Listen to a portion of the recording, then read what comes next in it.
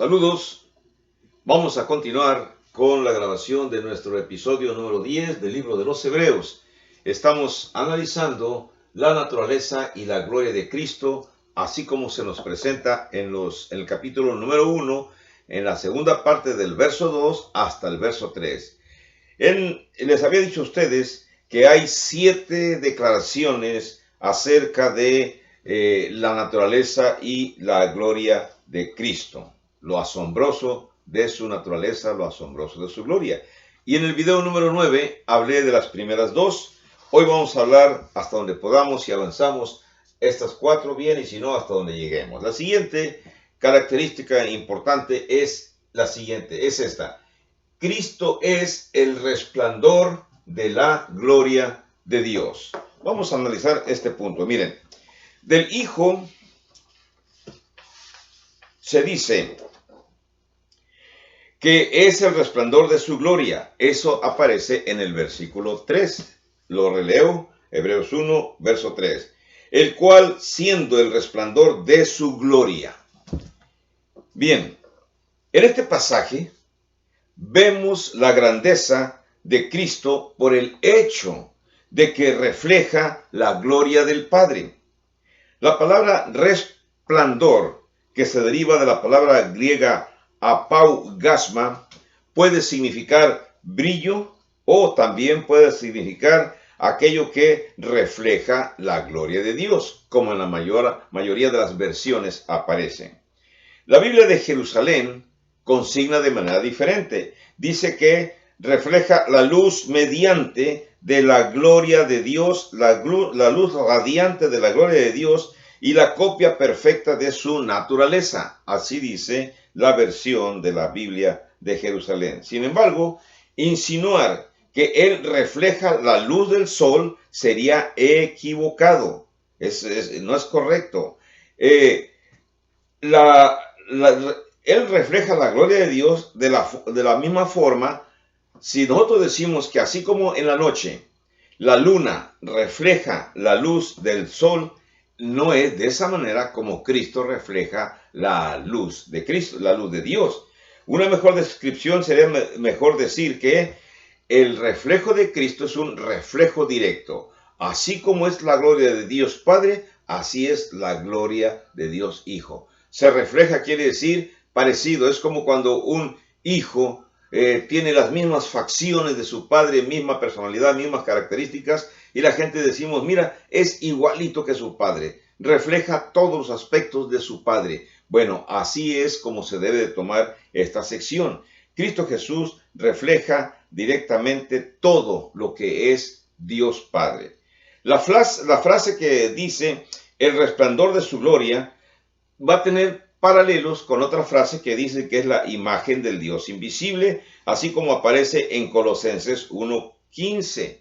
O también cuando dice que es en forma de Dios en Filipenses capítulo 2, verso 6.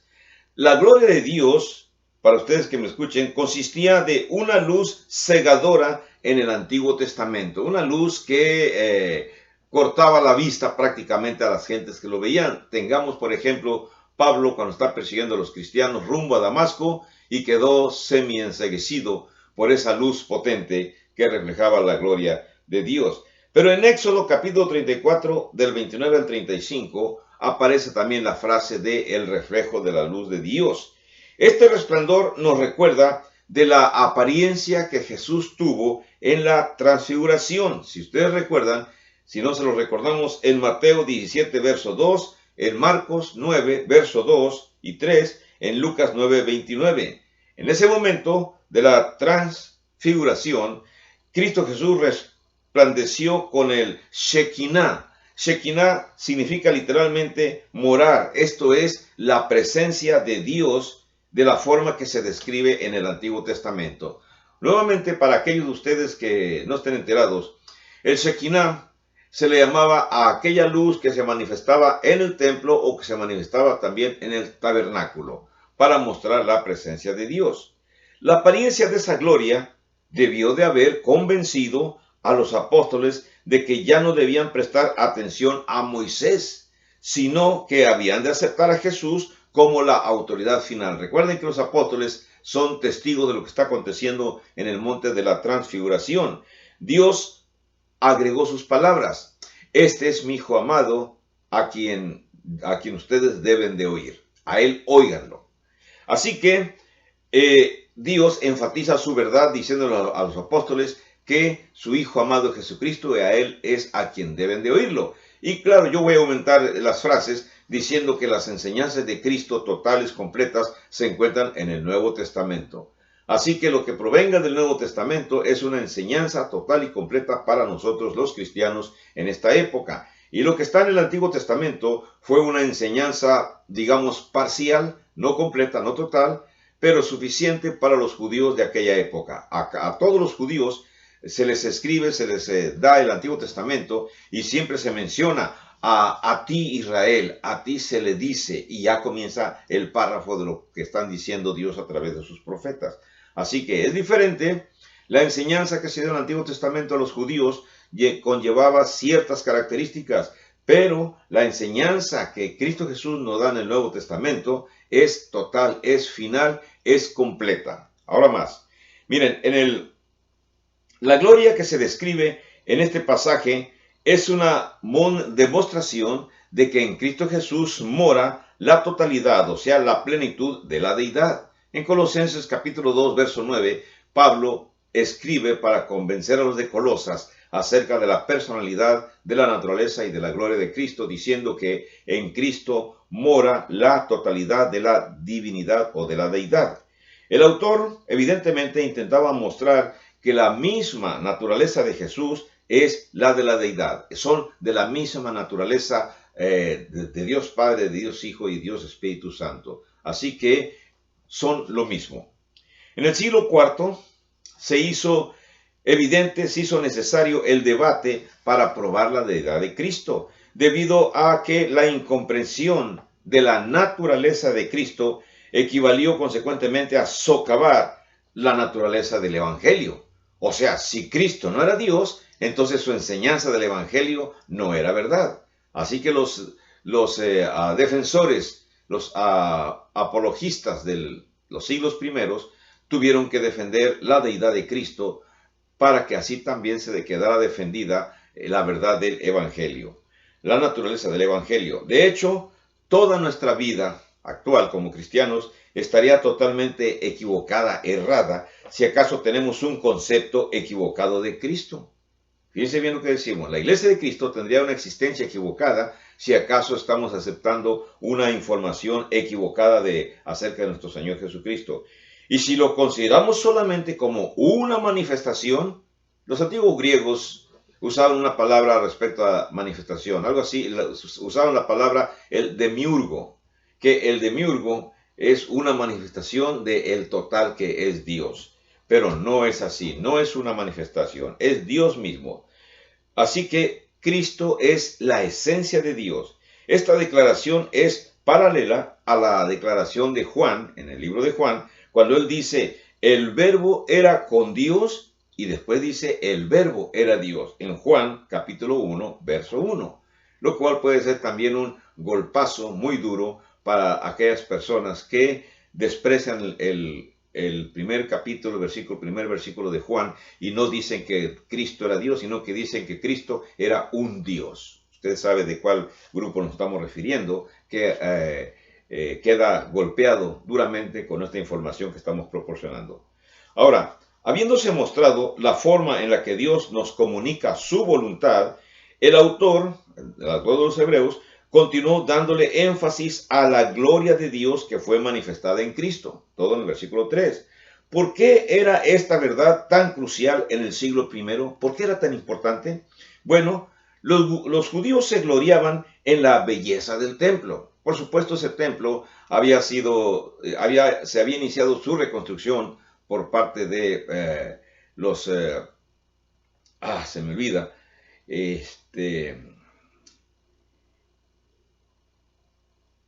los herodianos, o Herodes el Grande, perdón por la falta de memoria. Había sido iniciada por Herodes el Grande más o menos 16 años antes de que iniciara Cristo Jesús. Así que cuando Jesús habla acerca de que destruyan este templo y en 3 días lo resucitaré. Cuando él se refería a su cuerpo, los judíos que lo escuchaban decían que blasfemaba porque creían que se estaba refiriendo al templo material que Herodes el Grande había iniciado su reconstrucción. Bueno, la historia dice que su reconstrucción total y final no terminó hasta por allá por el año 60 después de Cristo. Quiere decir que en su gloria imponente estuvo totalmente más o menos unos 10 años antes de que fuera destruido. Quiere decir que durante la vida de Cristo Jesús todavía seguía en construcción, no estaba totalmente terminado. Debió haber sido los interiores, las cosas que embellecen los exteriores también. Los judíos se gloriaban de la belleza del templo y lo consideraban una manifestación de la presencia de Dios con ellos. Recuerden, el Shekinah se manifestaba en el templo. Los judíos cristianos tenían que entender la gloria de Cristo, que la gloria de Cristo excedía por mucho a la del templo, el cual iba a ser destruido en el año 70 después de Cristo para siempre. Recordemos, la carta de los Hebreos es escrita, la aceptación general, para judíos cristianos que debieron haber habitado en Jerusalén y en toda la área de Palestina, hablando de las provincias de Palestina, de Galilea, de Samaria, de Perea, de Traconite. Entonces, en esas provincias existían judíos que se habían convertido al cristianismo. Esos judíos cristianos que eran menospreciados por los, vamos a decir, por los judíos que no habían aceptado a Cristo y que seguían todavía oficiando, en el caso de los sacerdotes, seguían oficiando en el templo en Jerusalén. Quiere decir que nuestro Señor Jesucristo fue crucificado el año 33, fechas aproximadas. Recordemos que estoy usando el calendario normal que usa toda la gente, aunque en realidad está errado por más o menos 4 años, pero bueno, eso es otro asunto. La cuestión es que en el momento que nuestro Señor Jesús es crucificado, todavía los servicios en el templo se hacen regularmente. Cuando la iglesia, como grupo, se reúne en Jerusalén, entre los judíos que habían aceptado el cristianismo, y están reunidos en distintas casas, ellos todavía observan los sacrificios, observan la procesión, el ruido, los sacrificios que se realizan en el templo, miran por las calles los animales que son llevados por los oferentes hacia el templo para ser sacrificados. Quiere decir que el templo estaba en acción. Bueno, para ellos va a ser muy difícil, para esos judíos cristianos, muy difícil comprender totalmente de que el resplandor de la gloria de Cristo es mucho mayor que el resplandor de la gloria del templo. El templo es brillante, pero nuestro Señor es 1000 veces más brillante, más esplendoroso que el mismo templo. Por eso, esta frase, Cristo es el resplandor de la gloria de Dios, es aceptado. Se les envía a los judíos cristianos para eliminar, para ayudar a que olviden poco a poco lo que ellos están sintiendo para su antigua religión, el judaísmo. Vamos a ver otra frase. Cristo Jesús es la imagen de la sustancia de Dios. Vamos a ver qué es lo que tenemos aquí en nuestros apuntes. Cristo es la imagen misma de su sustancia. Versículo 3 al final, donde dice, y la imagen misma de su sustancia, en la segunda parte del versículo 3, capítulo 1 de Hebreos. Así que, así como la imagen de una moneda corresponde a la forma en que los que troquelan imágenes, corresponde al troquel con el que fue hecho, o más bien al molde con el que fue hecho, bueno, así que el Hijo de Dios lleva consigo la impresión misma de la naturaleza. La palabra imagen, que en griego es la palabra carácter, se usa solamente en este pasaje del Nuevo Testamento y se refiere a una reproducción exacta. O sea, Cristo es Dios aquí en la tierra, una reproducción exacta. Pero no en el sentido de reproducción de un original, sino Cristo es Dios original también, igual que el Padre, igual que el Espíritu Santo. Así que, aunque se use nada más en esta sección del Nuevo Testamento, no significa que carácter quiere decir lo mismo que ahora dice en nuestro idioma. En nuestro idioma, carácter significa prácticamente la personalidad del individuo, su carácter, su forma de ser. No, la palabra carácter significa prácticamente una copia de una impresión, de un molde. Cristo Jesús es exactamente a Dios. Ahora, En otras partes, Jesús es llamado el Eikón. Eikón significa la imagen misma de Dios. En 2 de Corintios, capítulo 4, verso 4, en Colosenses 1:15, al hombre también se le refiere como una imagen de Dios, un eikón de Dios, un ícono, una foto de Dios. En 1 Corintios 11:7, el término carácter se refiere a un duplicado exacto, mientras que eikón se refiere solamente a tener rasgos representativos. Jesús tiene todos los atributos de Dios. Es la esencia misma de su sustancia, es Dios mismo. Dios Padre, por supuesto, el antiguo autor que se llama Teodoro de Mopsuestia, que existió en el año 350 hasta el año 428, dijo que la frase el verbo era Dios, que aparece en Juan 1:1, es equivalente a decir que Él es la representación exacta de su naturaleza. Por supuesto, en Juan 1:1 dice que en el principio era con Dios y Él era Dios. Y esa frase era Dios, que se escribe aquí, significa una representación exacta de la naturaleza de Dios. De acuerdo a este lenguaje, recuerden que estamos hablando del lenguaje neotestamentario, entonces Jesús es una copia, dirían algunos. Sin embargo, esto no quiere decir algo diferente a lo real, porque usted y yo tenemos el concepto de copia como quien pone una hoja original en la copiadora, mete una hoja en blanco y después sale una copia que es el reflejo exacto del original. Pero no es el original. No, no significa de esa manera. No, si no, nuestro Señor sería un ser creado. No, Crisóstomo explicó que este término podía ser usado solamente porque el lenguaje humano, fíjense bien lo que dice Crisóstomo en aquella su explicación, que en nuestro lenguaje es inadecuado para describir las verdades trascendentales con exactitud. O sea, esta es una verdad que trasciende mucho más allá de nuestro conocimiento de la lingüística. Y debido a nuestra incapacidad lingüística, a lo mejor ni siquiera hemos encontrado la palabra exacta, correcta, completa, que nos quiere decir que Cristo Jesús es de la misma calidad, cualidad, sustancia, esencia que Dios Padre.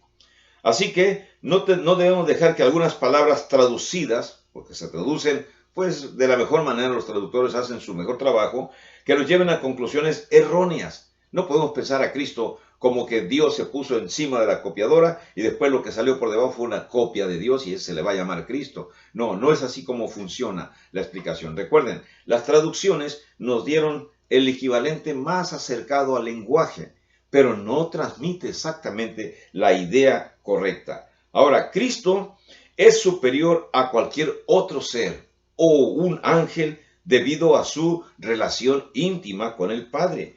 Cristo es divino, pese que es a una persona distinta a la del Padre y es de la misma esencia de Dios. En Juan capítulo 10, verso 30, se nos explican las mismas palabras. En capítulo 17, verso 20 y en el verso 21 de Juan 10.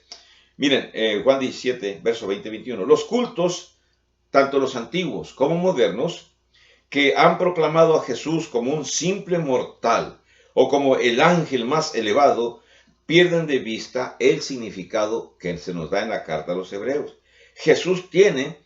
Cristo tiene la naturaleza del Padre, y eso es lo asombroso. Sin embargo, es una verdad que se anuncia en las Escrituras, que cuando se traduzca, nosotros en nuestra comprensión del lenguaje lo querramos interpretar así como ahora se interpretan las palabras lenguaje español.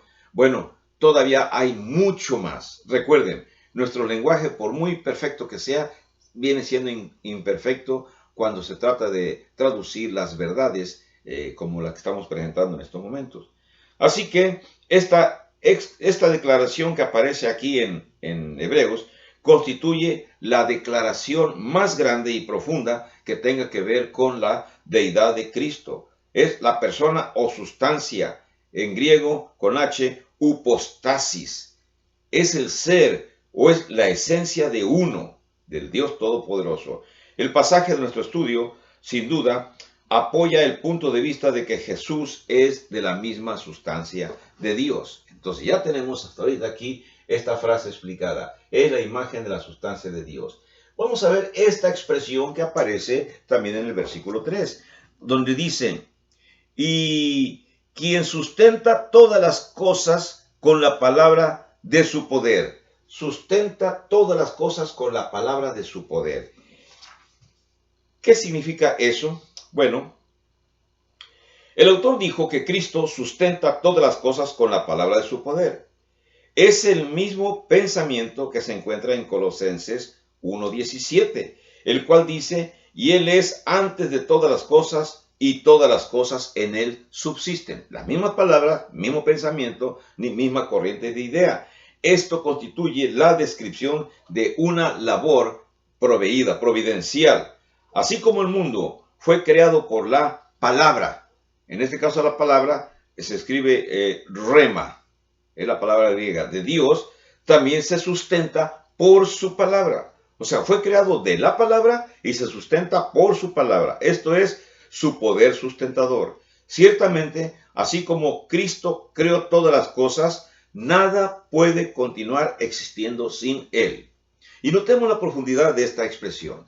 Si nada puede estar existiendo sin Él, entonces estamos existiendo debido a la gracia que mismo Cristo nos da como el creador del universo. Usted dirá, no, pero es que en Génesis dice que Dios es el creador.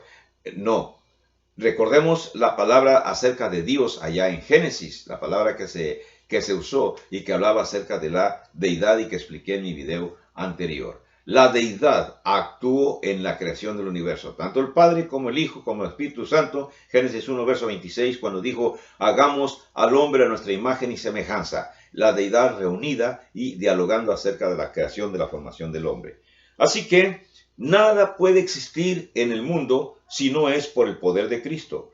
La declaración que aquí se hace también puede significar que Él, Cristo Jesús, mantiene el orden y el bienestar del universo. Así como usted y yo miramos hacia el exterior, hacia el exterior del planeta, y miramos cómo está formado y con cuánta precisión los planetas, los universos allá que se encuentran, giran en un orden adecuado. No hay conflictos, no hay choque, salvo algunas excepciones de los famosos cometas o algunas otras cosas que miremos como la creación de el inicio de los hoyos negros. Y aún así, aunque se nos explique de los hoyos negros o de los colapsos de las estrellas junto con todo su universo, sus planetas que giran alrededor de esa estrella, aún así, Dios está en control de todo eso. Recuerden lo que dijimos, si Dios tuvo y tiene el poder de crear en mi ser una célula que puede reproducir junto con otra célula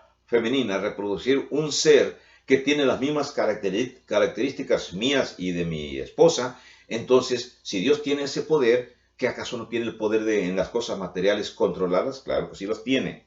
Por eso, las frases, todas las cosas, incluyen ángeles, hombres, los soles, las lunas, las estrellas. Significa que Jesús realiza un milagro todos los días, haciendo o diciendo algo para mantener el mundo en orden. No, no significa eso. No significa que nuestro Señor esté ahorita realizando estas actividades. O si lo está realizando es cosa que no nos compete. Puesto que sencillamente Dios, Cristo, ha establecido un orden. Ha establecido también una posición, un sistema físico que continúa ejecutándose de una manera ordenada. Mire, los fabricantes de automóviles, no tiene que estar el que inventó el motor de combustión interna, no tiene que estar todos los días ahí haciendo las actividades para que el motor funcione. Ya dejó todo físicamente ordenado para que funcione el motor adecuadamente. Las inyecciones de combustible, de aire en forma adecuada, la inyección de la bujía de la electricidad que hace explosión y que mueve los pistones para que los pistones a la vez muevan todo lo que sea necesario hasta la transmisión y se mueva un vehículo. Ya quedó ahí un sistema físico organizado. Bueno, así lo mismo lo que Dios hizo. Hizo el universo, dejó una organización, algo ya organizado que sigue ahora trabajando por sí mismo, con la vigilancia de nuestro Dios. Por eso, el sol cada mañana va a salir. es una expresión que usamos. Sabemos que el sol no sale. Sabemos que el sol se mantiene en cierta área del universo y que la Tierra gira alrededor del sol y que al mismo tiempo la Tierra gira sobre su eje, lo cual produce las noches y las mañanas. Pero está bien, vale que digamos que el sol sale cada mañana. No es así, pero la gente así lo entiende. Así que Jesús así lo ha expresado.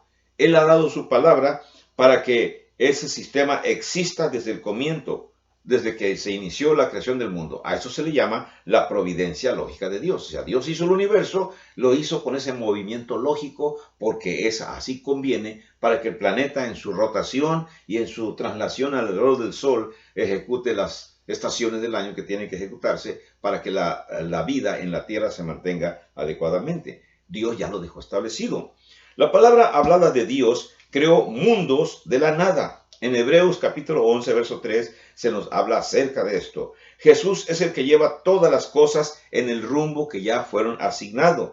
Los planetas se mantienen en sus órbitas por la poderosa, autoritativa y eficaz palabra de poder de Dios. El concepto de Dios como creador era muy bien conocido en el Antiguo Testamento, los fieles del Antiguo Testamento. Por ejemplo, veamos Isaías 40, versos 21 y 22. Así que las personas de esta época podemos o debemos reflexionar en esos pensamientos y creer plenamente en el poder creador de Dios y en su providencia. Que tenga usted bendiciones y nos miraremos en el video número 11 para ver los siguientes puntos que están aquí pendientes. Hasta luego.